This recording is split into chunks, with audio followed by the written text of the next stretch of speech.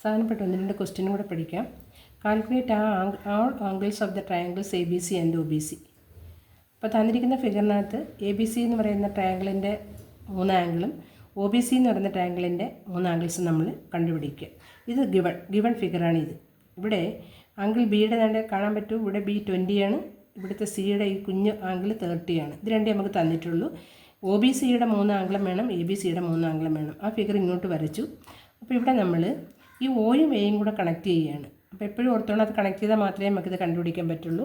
നമ്മൾ ഒയെ കണക്ട് ചെയ്തുമ്പം O A O B O A O B and O C are radius.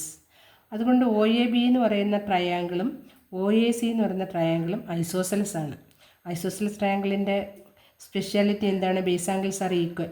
അപ്പോൾ ഇവിടെ 20 തന്നിട്ടുണ്ടെങ്കിൽ ഇവിടെയും എന്ത് തന്നെയാണ്? 20 ആണ്. ഇവിടെ 30 തന്നിട്ടുണ്ടെങ്കിൽ ഇവിടെയും 30 ആണ്. സിമ്പിളാണ്, very ഇമ്പോർട്ടൻറ്റുമാണ്.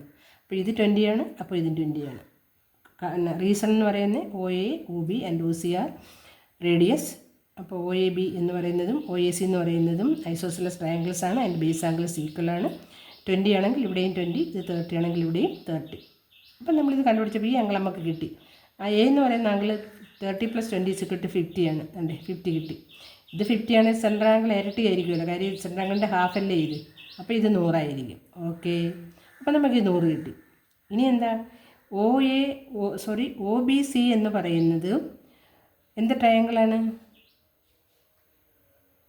O C and O B are radius ആകുമ്പം ഇത് ഒരു ഐസോസെലസ് ആണ്. അതിൻ്റെ ബേസ് ആംഗിൾസ് ഈക്വലാണ് ഒ ബി സിയുടെ. ഇത് 100 ആണെങ്കിൽ ബാക്കി 80 അല്ലേ ഒരു ട്രയാങ്കിളിനുള്ളൂ. അപ്പോൾ അത് ഈക്വലായിട്ട് നമ്മൾ ഡിവൈഡ് ചെയ്ത് കൊടുത്തപ്പോൾ ഇത് 40, ഇതും 40.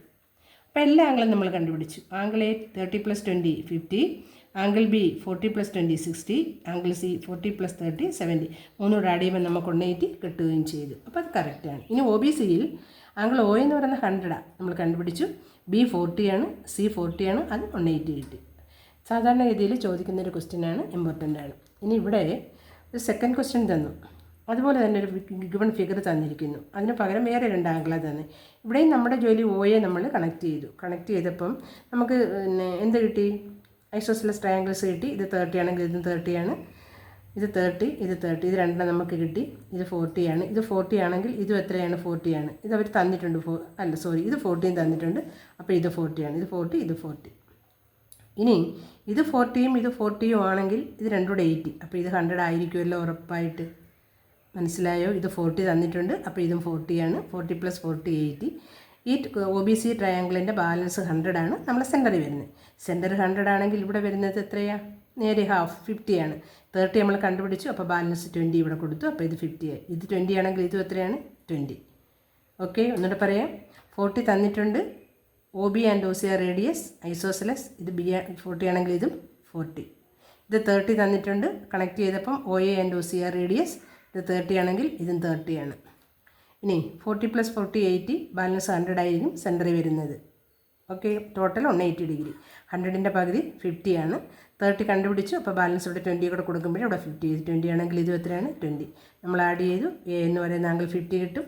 ബി എന്ന് പറയുന്ന ആംഗിൾ 40 + 20 60 കിട്ടും. Angle C is also 70.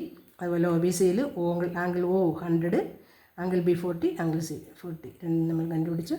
നല്ല ക്വസ്റ്റ്യനാണ്, ചോദിക്കാൻ കൊള്ളാവുന്നതാണ്. പഠിച്ചു വെച്ചേക്കുക. ഓക്കെ.